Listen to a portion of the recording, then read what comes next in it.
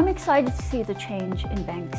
I think this is definitely the right direction, and for me it's such a breath of fresh air. I think it's wonderful for me to hear us talking about fintech. So, you know, when I graduated, people talked about deals and private equity and structured products, and the credit crisis made that less sexy and less profitable.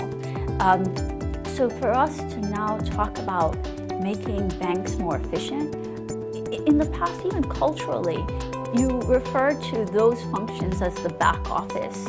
And the frank reality is people in those functions didn't get promoted as much. They got paid less and they were less appreciated. It is a joy for me to see that there is so much emphasis on those functions and those roles. I think that benefits the entire industry. It makes it more efficient.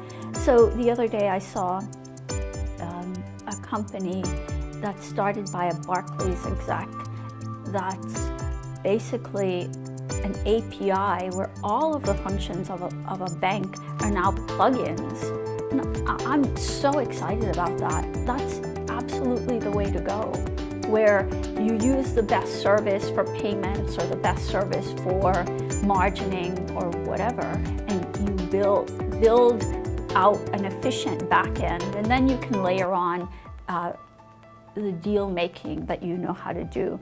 But it is a joy for me to see where we're going. One of the ways that things have changed is things are a lot cheaper to build. So you don't need whole platforms of systems. You can host on Amazon or do things at a much lower cost. And what helps is that I can do a lot of the work myself because I did the work. I was paid for it before, so now I'm just doing it for myself. But you don't need that much money anymore, and that's changed fundamentally from, I think, a few years ago. I joined the industry when it was not sexy at all. There wasn't a lot of hype around it. And I think the hype is good. It brings attention.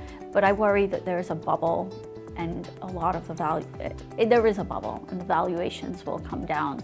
I hope we continue to innovate because I think that's the right thing to do.